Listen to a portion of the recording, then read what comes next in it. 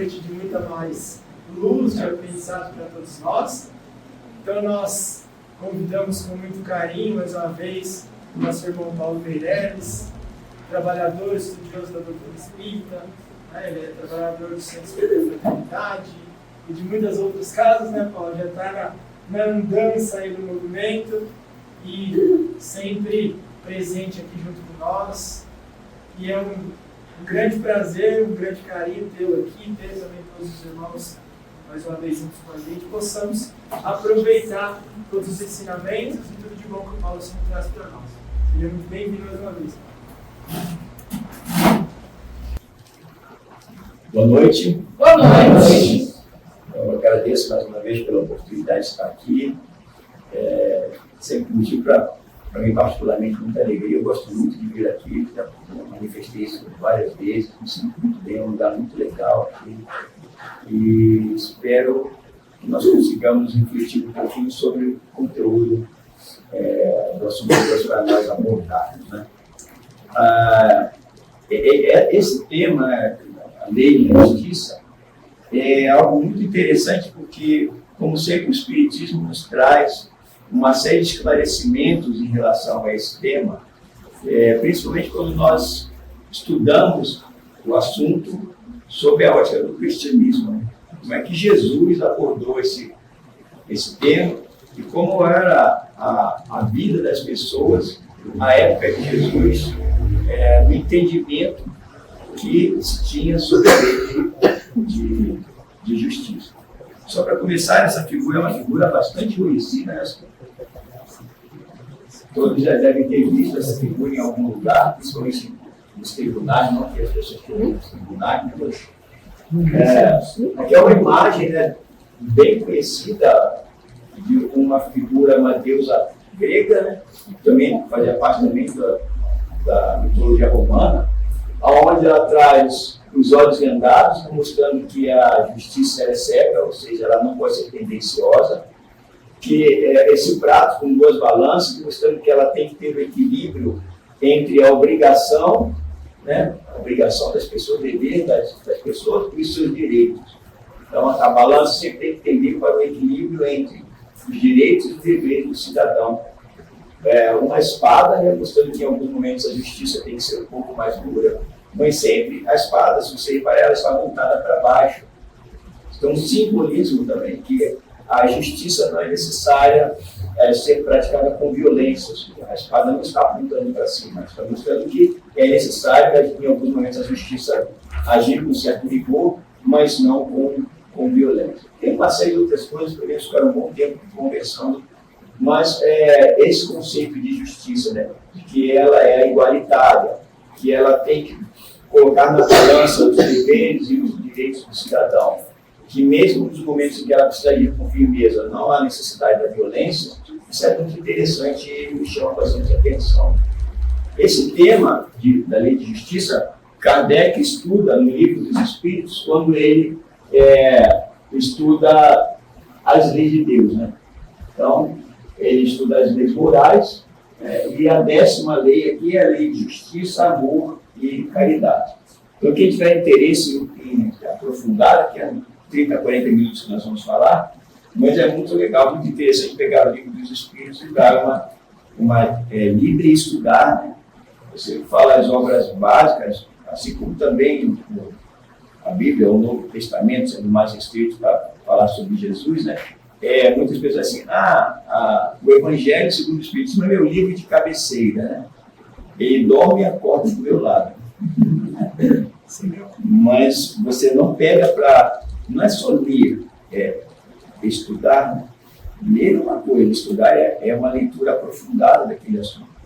Então, vale a pena ler, estudar, e nas casas espíritas aqui também, né, existem estudos e periodicamente se estuda o Livro dos Espíritos. E essa temática é muito interessante, assim como as outras leis também. Bom, na questão 875 da obra dos Espíritos, Kardec faz uma pergunta para os Espíritos, né? Como é que se pode definir a justiça? Que definição vocês dão no mundo espiritual para a justiça? Aí os espíritos respondem: a justiça consiste no respeito aos direitos de cada um. Uma definição bem simples, clara, como assim agem todos os grandes espíritos de alta evolução. Eles são muito diretos e simples na resposta, mas ao mesmo tempo muito profundos. A justiça, no entendimento dos espíritos de alta evolução, é o respeito aos direitos de cada um. A partir do momento que nós aprendemos a respeitar os direitos dos outros, nós estaremos praticando a justiça em maior plenitude. E aí Kardec então desdobra essa pergunta, a questão 875A. E o que determina esses direitos? Aí os espíritos explicam, né? Eles estão assentados, né, em duas coisas, né? A lei humana e a lei natural. Então, a lei natural nós podemos definir como a lei de Deus, né? Seria a essência da lei. Então, nós temos as leis dos homens e as leis de Deus. Então, a justiça ela está assentada nesses dois pilares, as leis dos homens e as leis de Deus. Então, acho que peguei um pouquinho a formatação, mas a lei dos homens, né, ela é uma lei que ela é variável. Dependendo da época, dependendo do país, dependendo do local, essa lei ela muda. O que muitas vezes para alguns povos, mesmo nos dias de hoje, é proibido, em outros é aceito. Por exemplo, a poligamia.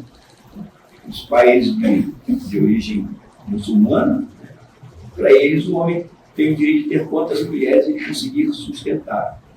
Já nós aqui do Ocidente, a bigamia, né, ela é proibida por lei. Nosso país é proibido a bigamia. Então, dependendo do lugar, da época, a época de Jesus era muito comum os homens terem quantas mulheres ele conseguisse sustentar. E a lei natural, a lei que governa o mundo, é a lei de Deus. E essa aí não muda. Ela é imutável. Pode passar o tempo que for, ela não muda. É a mesma em todas as épocas. A lei de justiça é uma, a lei de amor, né, é outra. Ou seja, passe o tempo que passar, seja a época que for, ela é uma lei que está soberana e que não muda. Então, as leis dos homens mudam com o tempo e com o local. E as leis de Deus são imutadas. Então, as leis, né, o conceito de justiça está assentado nesses dois pilares. Então, o Espiritismo então, nos ensina, né, que, na verdade, a justiça consiste justamente em respeitar os direitos de cada um, e esses direitos são estabelecidos tanto por leis dos homens como pelas leis de Deus. Aí Kardec continua, é muito curioso, esse capítulo ele estuda bem profundamente essa lei. Ele pergunta assim: o sentimento de justiça é uma coisa natural ou a pessoa adquire com o passar do tempo? As pessoas já nascem, quando nós vamos evoluindo, galgamos a fase ruinal, nós já trazemos dentro de nós o conceito de justiça, ou isso vai sendo aperfeiçoado ao passar do tempo? Aí os Espíritos respondem que é uma lei natural. Nós já reencarnamos com esse sentimento de justiça. Mas também, à medida que vamos evoluindo, esse conceito vai se refinando. Tudo bem? Então, isso é muito interessante, porque até quando o espírito reencarna e está na fase do corpo infantil, onde muitas coisas ainda são limitadas pela própria capacidade ainda do espírito de manifestar todas as suas tendências, a gente percebe que as crianças ficam indignadas quando são injustiçadas. E isso até antes. E se nós olharmos, nós biologicamente somos primatas, né? Primatas, e os macacos, os chimpanzés e outros, eles são também, mas são não primatas, não humanos, são primatas não humanos. Nós somos primatas humanos, por exemplo, os chimpanzés são primatas não humanos. E tem vários experimentos, vídeos na internet muito interessantes, vocês podem consultar, tem vários, com experimentos mostrando que eles têm um sentimento de justiça já bem refinado. Tem algumas experiências que você põe dois chimpanzés, né? Eles adoram uvas, né? O macaco gosta de banana, o chimpanzé gosta mais de uva do que de banana. E aí você põe duas cordinhas para abrir duas portas. eles aprendem, então, que quando ele abre uma porta certinho e responde a uma questão, ele ganha uma uva. O macaco ao lado, ele responde e também ganha uma uva. Esse daqui responde certo, ele ganha um pedaço de maçã. O outro aqui do lado responde certo e ganha 2 uvas. Ele responde certo e ganha uma maçã. Esse daqui ganha um punhado de uvas. Esse macaco fica tão revoltado que ele joga as maçãs longe e não abre mais a gaiola, porque ele sabe que ele vai ser injustiçado. Então veja que esse entendimento de justiça, mesmo nessa fase primitiva, ele já existe, inclusive, nos animais, né, que são primatas não humanos. E nós humanos, esse sentimento já vem conosco, como diz de fábrica. Só que ele vai sendo refinado à medida que nós vamos evoluindo, principalmente moralmente.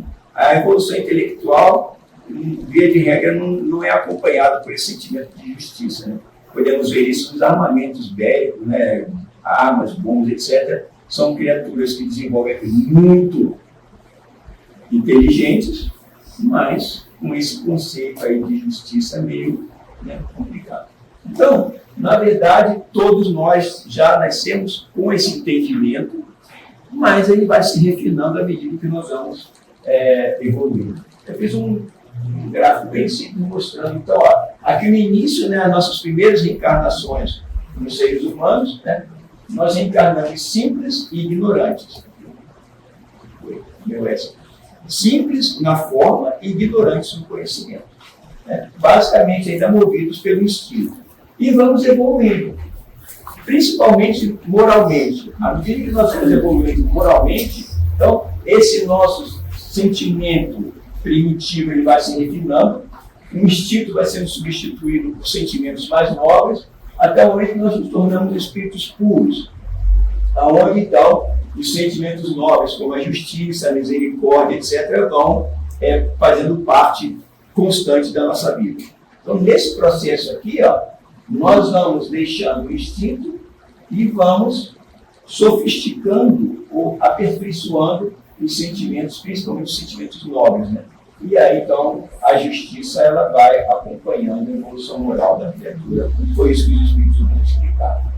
Só para vocês terem uma ideia, o documento humano mais antigo que nós temos, né, que traz um conjunto de leis para nós, né, é esse código de Ur-Nammu, né?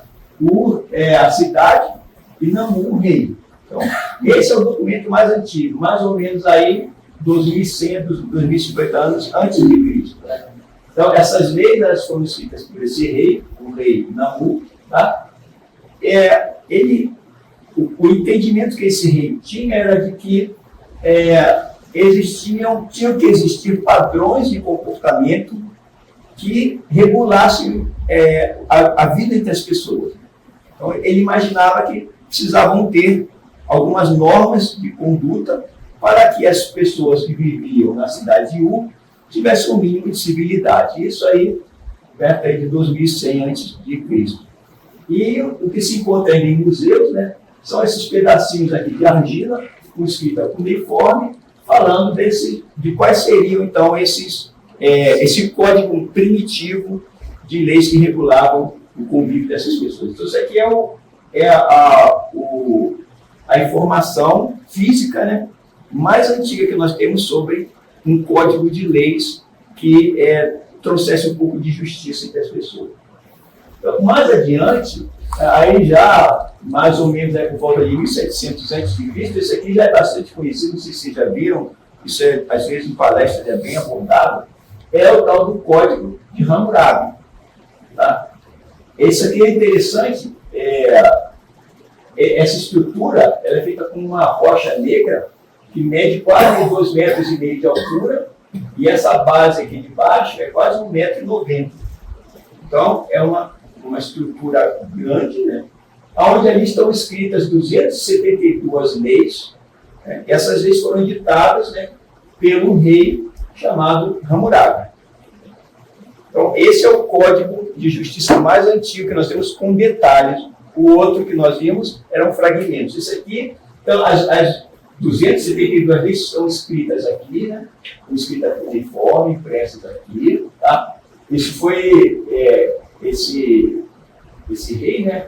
Ele comandou na Mesopotâmia, ali perto de onde hoje seria ali o Irã, né? E aqui no topo, ó, essa é interessante, tem um desenho, né, do Deus, né, que eles tinham como o Deus mais importante de todos, entregando para ele, o Hammurabi, um escrito com as leis.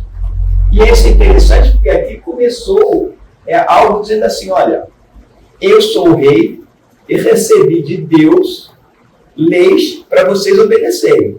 Não fui eu que fiz. Deus mandou para mim e eu estou dizendo para vocês como é que tem que ser. Então aqui surgiu então, essa ideia de que, esse conceito, né, de que existem leis que regem o comportamento humano, mas que tem uma vertente divina. No caso aqui, né, então, nesse desenho mostra que o Hammurabi recebendo um documento onde estavam as leis que foram escritas aqui. Tá? Esse rei aqui, que era o Deus da justiça, ele chamava Shamash. Tá? Então ele entrega para Hammurabi um documento aqui e tal. E aqui está o princípio daquilo que vocês com certeza já ouviram falar, que é a lei de Talião. Já ouviram falar na lei de Talião? O que diz a lei de Talião? Você sabe. Olho por olho, dente por dente. De onde surgiu isso? Aqui, ó. Só assim, quando aqui não me refiro só à minha pessoa, né? Todas as pessoas que vêm fazer uma palestra numa casa espírita, ela não tirou isso aqui, né, de uma inspiração. Fiquei sentado ali, como dizia Einstein, né? As descobertas dele eram 99% de transpiração e 1% de inspiração. Tem que trabalhar. Então, a gente estuda, lê, procura, lê, tem muita coisa sobre isso, né? E aí eu tirei aqui, ó, daquelas 272 leis que estavam lá, ó, olha que interessante, ó. A lei número 196 diz assim, ó, se alguém arranca o olho de uma outra pessoa, ela vai ter o seu olho arrancado. Era a justiça sem a misericórdia. Né? O Espiritismo nos mostra, com base nos ensinamentos de Jesus, que a justiça ela tem que caminhar lado a lado com a misericórdia, porque senão ela fica difícil. Né? Aí ela se torna vingança, né? Não justiça. É muito comum, vocês já repararam, né? E aí é algo a ser não criticado, mas observado. Muitas vezes nós vemos aqueles crimes hediondos, aquelas rebeliões penitenciárias, e as pessoas gritando lá de fora, quero justiça. Na verdade, ela não quer justiça, ela quer vingança. Então a gente tem que entender isso aí, respeitamos o sentimento de dor das pessoas, mas, na maioria das vezes, isso tem inclusive uma pesquisa interessante feita, onde se perguntava para as pessoas que falavam isso, né? Mas que tipo de justiça a senhora quer? Que ele pague na mesma moeda. Olha aí, ó. Nós estamos falando de algo que estava lá 2.000 anos antes de Cristo. Tá? Então, o Código de Hammurabi, o que ele é? É um código que estabelece leis para regulamentar a vida das pessoas, mas essas leis eram pautadas o quê? Na lei de Talião. Era justiça pura. Não tinha misericórdia aí, ó. Tá. Arrancou o olho, tem um olho arrancado. Quebra o braço, quebra o teu braço. Aqui, ó, tá vendo? E ainda tinha assim, se arrancar o olho de um escravo, não o seu, um escravo de uma outra pessoa, ou quebrar o braço de um escravo de uma outra pessoa, você vai pagar metade do preço daquele escravo, quanto custava aquele escravo. Aqui, ó, se arrancar o olho de um escravo liberto, você vai pagar uma mina. Uma mina era... esses povos, eles não tinham moeda. A moeda foi descoberta já, começou a ser usada 700 anos antes de Cristo. Aí tudo era no peso. Então a mina era mais ou menos meio quilo de prata. vocês terem uma ideia, um trabalhador nessa época, ele ganhava num ano 100 gramas de prata. Então, se ele arrancasse o olho do escravo de uma outra pessoa, ele ia ter que pagar 500 gramas de prata. Ou seja, ele ia ter que trabalhar 5 anos para pagar o prejuízo. E por que tudo é assim? Arrancar um olho, arrancar um braço. Vocês imaginam por quê? Quando você arranca o olho de um escravo, ele não vai servir mais para trabalhar. Se você arrancar o braço de um escravo, ele não vai servir mais para trabalhar. Então, assim, se eu não gostava de alguém, né, e eu queria prejudicar aquela pessoa, eu não prejudicava diretamente a pessoa, porque a penalidade era muito maior. Então eu ia lá e fazia uma maldade para o escravo. E ia prejudicar a pessoa. Vocês estão entendendo?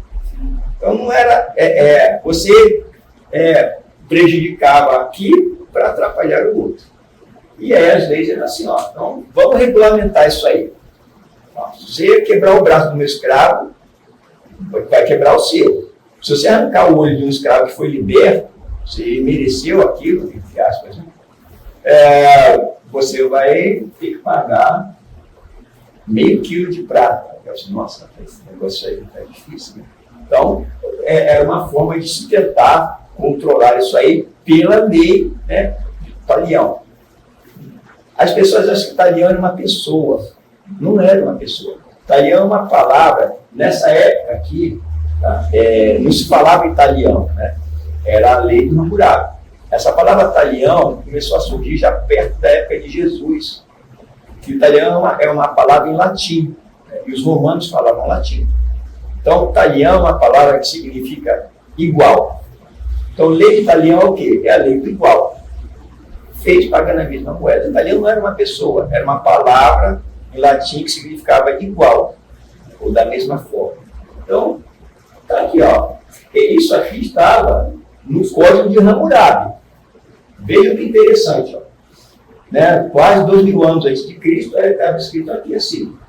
Aí, olha lá no Antigo Testamento, ó. Aí, uns 1000 anos mais para perto de Jesus. Então, 1700, o Novo Testamento, vamos pegar ali mais ou menos 1000 antes de Cristo, um pouquinho mais para trás, quer dizer, olha lá o que estava escrito na Bíblia, tá? Principalmente no Levítico, um dos livros do Antigo Testamento que tratava das leis que regulamentavam a vida do judeu. Todo aquele que ferir mortalmente um homem será morto. Quebrar por quebrar, quebradura por quebradura, quebrou, quebra. Olho por olho, dente por dente. Quem tiver desfigurado uma pessoa também será desfigurado. Parece o Código de Hammurabi, não parece? Será? Isso aqui, ó, não faz parte dos 10 mandamentos. Você lembra que Moisés ele foi um legislador? Ele recebeu lá no monte os 10 mandamentos, mas ele também deixou um código civil de 670 e poucas leis. Isso ninguém fala, né? Moisés foi um legislador civil.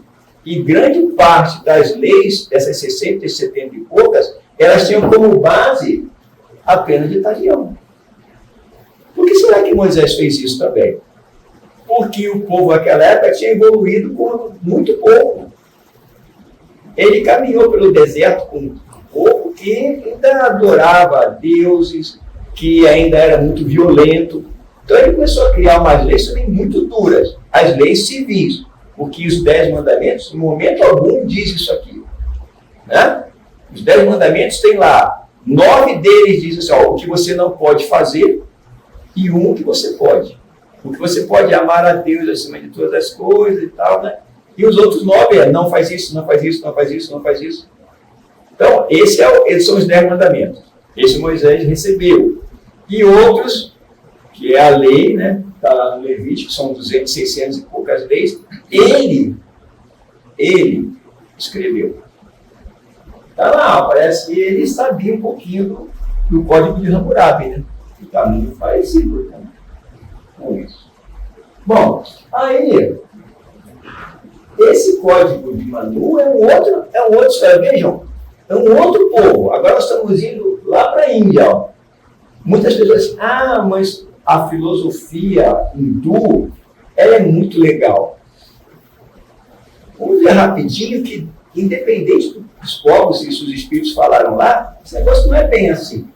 Olha lá, ó. Os livros sagrados do hinduísmo, né, estão escritos em sânscrito, eles têm um código de leis que estabelece um sistema de castas. E é muito cruel. O povo hindu, que é a maioria dos indianos, a Índia tem mais de 1 bilhão e 100 milhões de pessoas. 80% deles são hindus. E os livros do hinduísmo dizem que existe a reencarnação. Bacana, né?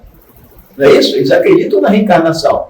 É como se fosse uma roda, a pessoa morre e volta, morre, até que ela se torna uma criatura tão boa que ela não precisa mais reencarnar. Olha, é espiritismo, né?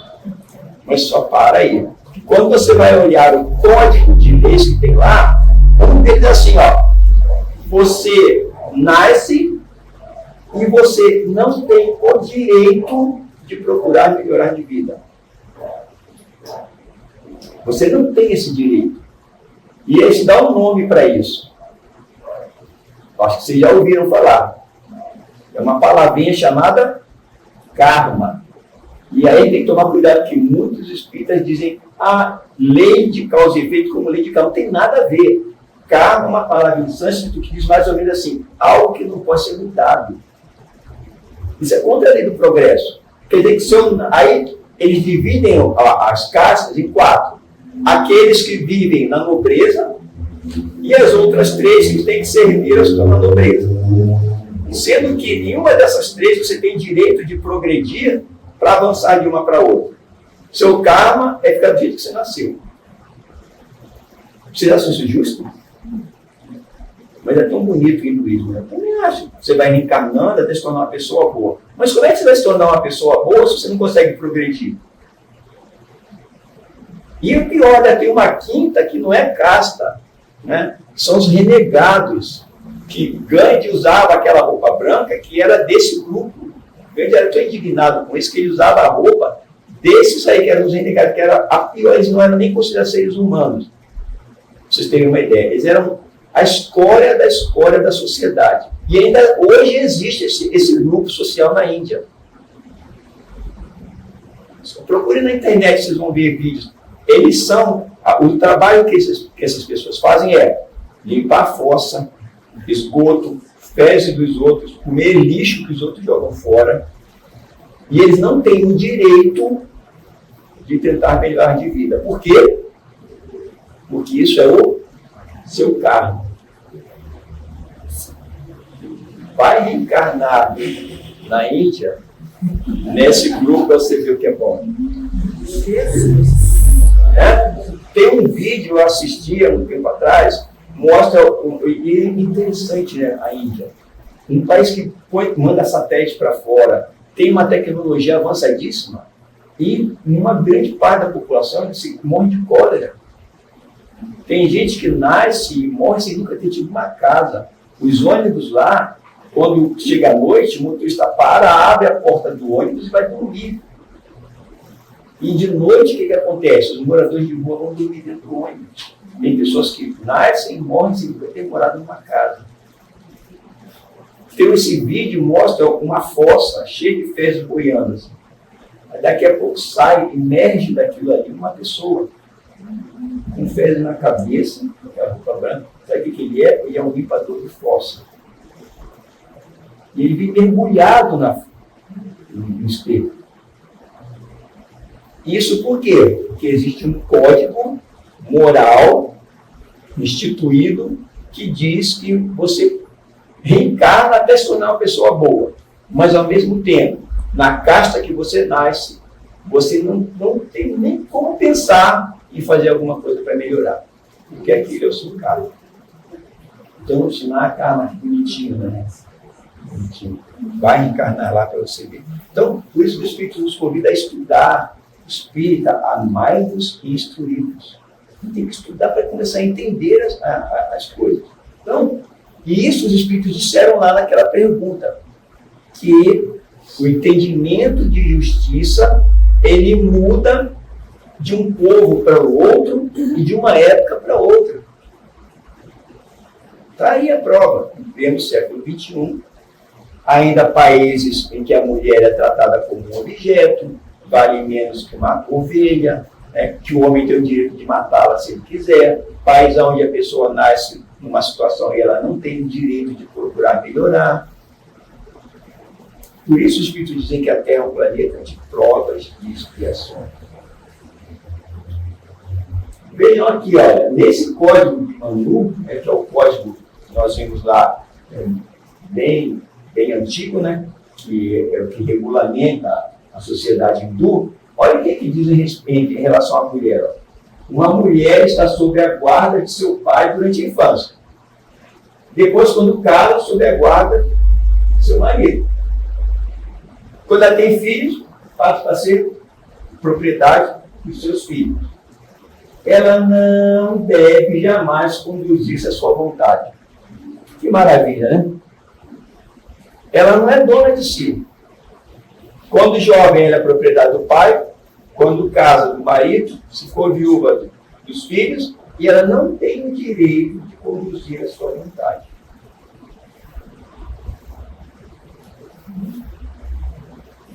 Entenderam o conceito de justiça? Por que o Espiritismo traz um grande avanço quando ele pega os ensinamentos de Jesus e diz assim, olha, nada disso vale quando nós estivermos falando do ensinamento de Jesus. Tudo isso aí cai por terra. Jesus, em momento algum, utilizou de qualquer tipo de expressão ou de atitude em que tivesse alguma conexão com esse tipo de coisa. Muito pelo contrário. Aí vejam que interessante. Kardec continua perguntando, se a justiça é uma lei natural, né, nós nascemos com esse entendimento e vamos refinando, como é que se explica então que as pessoas entendem de maneira tão diferente a justiça? Eu fui comentando aqui justamente para embasar essa pergunta, essa resposta. Que considera justo uma coisa que para outros é injusta. Aí, em geral, as pessoas misturam as paixões aqui nesse sentido. Misturam os seus entendimentos com base na sua evolução moral, elas misturam isso a um julgamento e passam a considerar justo aquilo que para ela é justo. E quando eu faço isso, nós que somos espíritos ainda pouco evoluídos, nós somos movidos ainda, quais são os espíritos disseram isso, quais são as duas principais causas de sofrimento na Terra? Hein? Orgulho e egoísmo. Todas as vezes que eu uso orgulho e egoísmo, as paixões, como um julgamento para estabelecer o que é justo e o que é injusto, o que acontece? Eu penso primeiro em mim, depois em mim, depois em mim. E depois de muito pensar só em mim, se sobrar alguma coisa, eu penso no próximo. E que próximo? Primeiro, o próximo que está próximo. Depois, o próximo que está próximo. Depois, o que está um pouquinho menos próximo. No final, que eu vou pensar nos outros. Por isso é que existe a sociedade de castas. Por quê? Quanto mais eu mantiver aqui, ó, né, mais difícil fica para os outros ascenderem para cá. Então eu uso, os espíritos, olha que interessante, os espíritos abordavam isso em 1857. Eles já falavam sobre isso, olha, na verdade as pessoas usam o orgulho e o egoísmo para estabelecer critérios de justiça. E aí, como diz ele, dá ruim. Porque eu vou sempre procurar primeiro me beneficiar, depois os que estão muito perto, depois os que estão mais ou menos perto. E se sobrar alguma coisa, os demais. Por isso é que naquele gráfico, à medida em que o espírito vai evoluindo moralmente, ele passa a olhar isso de outro jeito. Lembra quando perguntaram para Jesus assim, quem é meu pai, quem é minha mãe, quem são meus irmãos? Nossa, Jesus é... Não, o que ele está mostrando para a gente? Olha, o espírito, quando ele galga evolutivamente a situação do espírito perfeito, ele olha para todo mundo assim, todos são meus irmãos. A minha mãe e o meu pai são meus irmãos.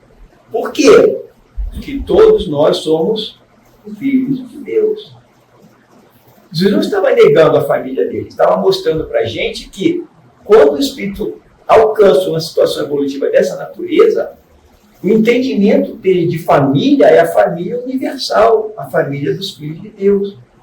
E aí toda essa história que nós vimos até agora, Código de Manu, Hammurabi, Levítico, olha, nós não estamos aqui questionando isso, nós estamos estudando ao longo da história o que se entendia de justiça e o que Jesus mostrou para a gente que tinha que ser justiça. E aí então acabamos criando esse entendimento de justiça sob um ponto de vista falso. Vou contar para vocês rapidinho, mais de 10 minutinhos. Tudo bem? Vejam que interessante, vamos tocar de novo nessa história do conceito de justiça. Quem ouviu falar, eu assisti algum filme, quando era criança, adorava filme de faroeste, né? Criança, né? Na década de 60, ali, um sonho, né? Vamos brincar polícia e bandido, né? Vamos brincar disso. Então, esse cidadão aqui, ó, chamava-se Jesse James. Quem nunca viu um filme faroeste que tinha o Jesse James, né? Então, tá aqui, ó. Isso aqui era um cartaz de procura, assim, né? Lá no final do século XIX, né? Início de 1800 e pouco, né? E aqui está escrito, né, resumindo de uma forma bem simples, dizendo assim, ó, $5.000, né, por um indivíduo que está acostumado a assaltar banco, e ele está nesse cartaz, ele assaltou esse banco em Knoxville, Maine. Você repara que a letra aqui é diferente, né? Ele assaltava tanto banco que o nome do banco aqui tinha um cartaz, né, e eles só iam colocando o nome do banco. Assaltou mais um, coloca o nome aí. Assaltou, coloca o nome aí. Então, aqui é diferente. A gente queria assaltando o banco e trem, ele ia botando o nome aí. E ele se juntou com essa outra gangue aqui, ó, os Youngers. Então, era o Jesse James, o irmão dele, e mais 4 dessa outra quadrilha. E eles saíram assaltando o banco para todo lado, né? Eles ficaram muito famosos. E ele tinha uma história meio de Robin Hood, né? Ele roubava, mas ao mesmo tempo ele dizia que ele ajudava as pessoas. Mas matou muita gente. Bom, resumo. Conta a história que o Jesse James, tá aqui, eu dou um resumo aqui, mas eu vou contar para vocês. O que acontece nessa história aqui? Jesse James assaltou um banco com a sua quadrilha e fugiu. Nessa fuga, ele foi lá pelo Velho Oeste, um lugar muito pobre, lá no fim do mundo, encontrou uma casa que tinha uma senhora lá. Ele pediu comida para ela. Essa história é verdadeira, está nos livros. A senhora disse, olha, eu sou muito pobre, eu não tenho dinheiro, estou endividada. Inclusive, o cobrador vem hoje à tarde aqui me cobrar uma quantia de $1.400 e eu não tenho como pagar, ele vai tomar o meu rancho. Mas o pouco que eu tenho, eu vou dividir com vocês. E dividiu a comida com a quadrilha do Jesse James. O que ele fez? Ele pegou o dinheiro do assalto, uma parte, e entregou para ela os $1.400. Senhora, paga o cara, mas exija dele um recibo. Paga, mas exige um recibo. E foi embora, ele se escondeu na trilha. O cara veio, passou, ele estava escondido, foi lá, cobrou da senhora, ela deu o dinheiro para ele, mas exigiu o recibo, o cara deu o recibo. Quando ele foi embora, o que o Jesse James fez? Assaltou ele. Por isso que ele pediu o recibo. Porque o cara foi assaltado, podia chegar lá, o cobrador disse, eu fui assaltado. Aí a senhora disse, mas eu paguei. Está aqui o recibo. Então vejam que, mesmo entre os fascistas, entre os ladrões, existe um conceito de justiça. Ele fez justiça, né? Mas uma justiça com o dinheiro que dá dos outros, ainda roubou. Então vocês veem, quando eu comento, eu trago essa história, porque eu acho interessante, vejam, o conceito de justiça muda conforme a pessoa, conforme a época, conforme o lugar. Para o Jesse James, ele estava sendo justo. para muitas pessoas assim, nossa, ele foi justo. Até que ponto ele foi justo? Né? Então fica essa questão moral aí, não vamos discutir isso aqui, senão vai uma semana discutir isso.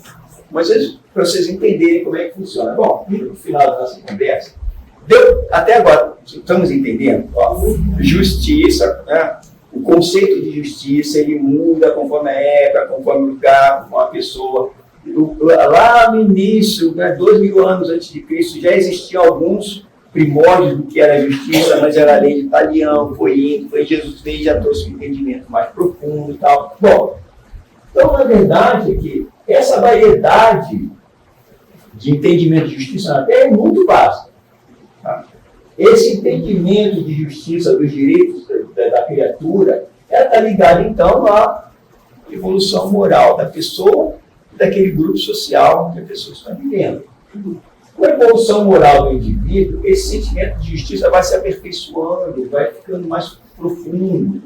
E nesse estágio, então, a pessoa começa a olhar e considerar como justo tudo aquilo que beneficia não só a si, mas também ao seu próximo. E aí começa, então, esse sentimento de altruísmo, né? A justiça altruísta, onde você passa a seguir aquele desenho, aquela estátua da justiça, né? Ela é cega, ela considera os direitos e deveres, ela não usa da violência, quando é necessário ser dura, ela é dura, mas não usa a espada como ferramenta de punição. Então vejam como, lá na Grécia e Roma, embora fossem povos que guerreassem muito, eles já tinham uma noção, os filósofos gregos já tinham essa noção de justiça. Bom, e aí, encerrando a nossa conversa, mais uma historinha, que é essa daqui, ó, bem rápida, que é o mito do Anel de Gírias, que foi Platão que conta uma história, né, de Sócrates. Todos ouviram falar de Sócrates, né? No Evangelho segundo os Espíritos, nos Espíritos explicam que Sócrates foi um dos enviados de Jesus à Terra para preparar o caminho da sua chegada. Né? Então, Sócrates era um indivíduo feio, muito feio, contam os historiadores, os olhos esbugalhados, baixinho, troncudo, chato demais. O Augusto estava andando na rua lá, mas que ele era um grego. Aí eu sou Sócrates, feio, chato. Assim, o que é virtude para você? Ele está andando e o que é virtude? O que é virtude? Sei lá, rapaz. Aí ficava enchendo o saco da pessoa. O que é virtude? O que está certo? O que é errado? Ele ficava atrás das pessoas, perguntando para as pessoas e discutindo. E aí, essa história aqui, esse Anel de Gírias, é uma história interessante, e está num livro chamado A República. É legal, pessoal. Isso aí é chato demais. Né? Tentem ler algumas histórias que tem nesse livro de Platão, que escreveu sobre Sócrates, vale a pena. Aqui eles estavam num jantar, né? Vou resumir para estavam num jantar e um cidadão natural começa a discutir com Sócrates e diz assim, olha, a justiça é uma coisa muito relativa e a honestidade. Por exemplo, eu sou justo, mas eu só sou justo porque as pessoas estão me vendo e eu tenho medo de ser punido se eu não for justo. O ser humano não é justo por natureza. Ele é justo porque tem medo do que os outros vão falar dele e medo de ser punido por não ser justo. Aí ele começa a discutir com Sócrates e diz, eu vou contar uma história para você. Aí ele conta um mito do anel. Gírias era um cara, vou resumir para você, gente boa, todo mundo gostava dele, camarada, legal, amigo, sorridente, tipo um cara, né? Todo mundo gosta dele. E ele era pastor de ovelhas de um rei. Ele estava pastoreando as ovelhas, deu um terremoto lá, abriu uma fenda no chão. E ele desceu essa fenda e foi lá o que tinha lá no fundo. E encontrou um gigante morto, um cavalo de metal, e dentro desse cavalo tinha uma série de riquezas. E dentro dessas riquezas um anel. O que Gírias fez? Pegou o anel, colocou no dedo e foi embora.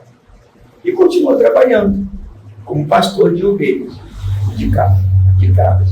E ele descobriu que quando ele mexia no anel, Quando ele girava o anel, ele ficava invisível.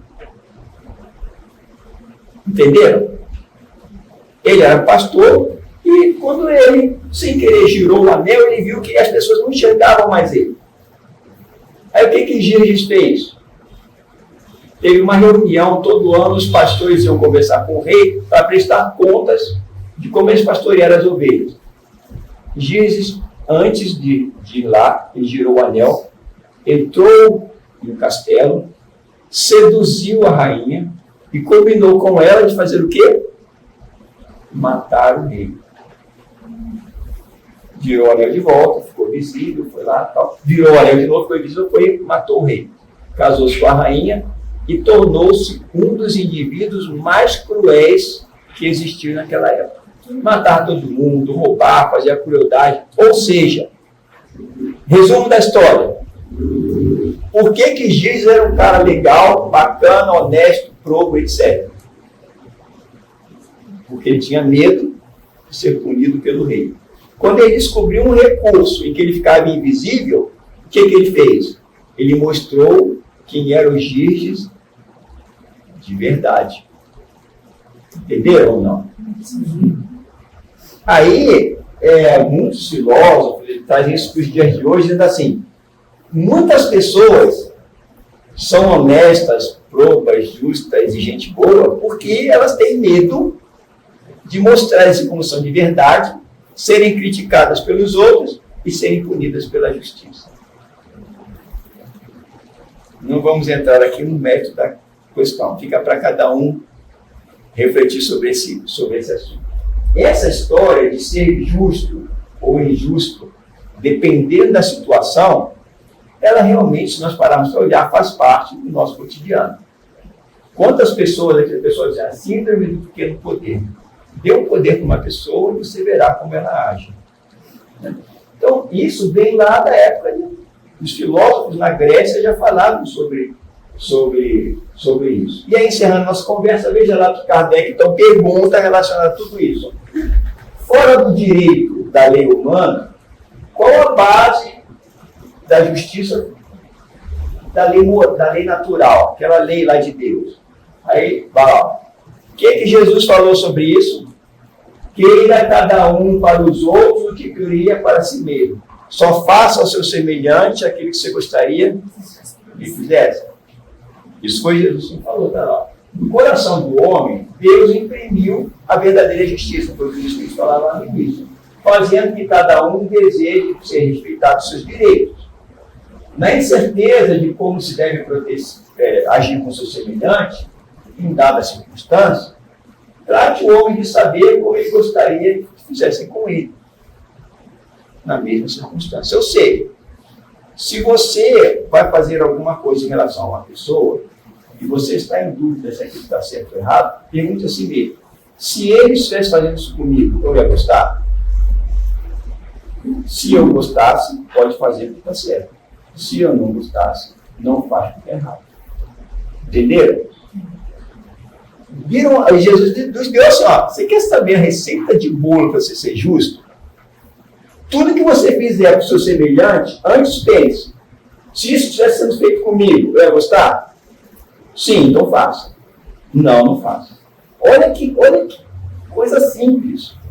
Como é que eu ajo com justiça? É só pensar. Se fizesse isso comigo, eu ia gostar? Sim, então posso fazer. Se não, não faço. Simples. Mas como é que nós fazemos isso?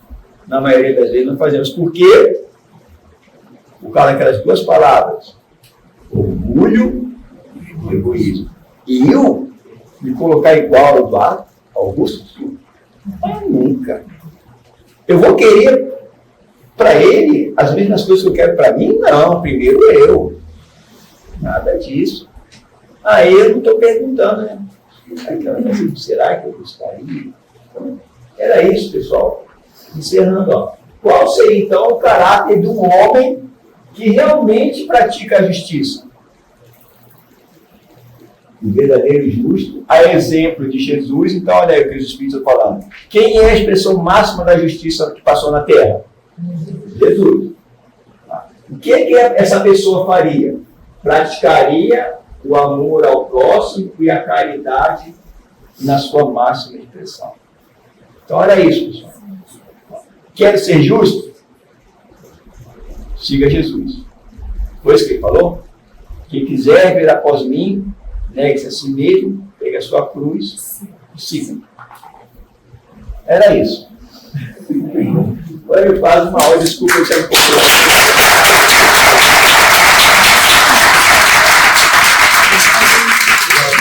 desculpa, acho que eu avancei um pouquinho no horário, mas eu me empolgo.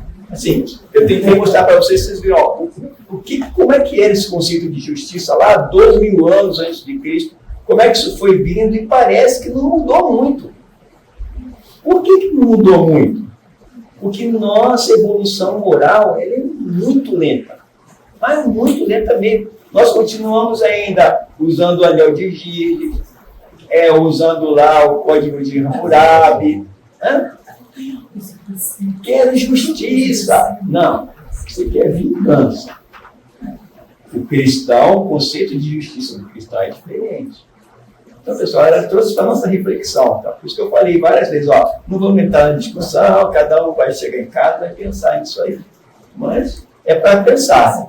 O Espiritismo nos convida a isso, vamos pensar. Vamos pensar o que Jesus falou, o que ele nos mostrou. Vamos ver como é que eu consigo me ajustar a isso aí. Tá bom? Não é que eu estou falando aqui para vocês que eu seja uma pessoa justa. Eu, de vez em quando sigo lá a recomendação de Santo Agostinho, eu coloco minha cabeça no travesseiro de noite. Será que eu fiz todo o bem que eu pude fazer? Será que eu guardei mágoa de alguém? Como é que eu fiz durante o dia? O travesseiro afunda, minha cabeça, a consciência pesa. Né? Então, é bom para todo mundo isso aí. Tá legal, pessoal? Obrigado. Hein? Obrigado.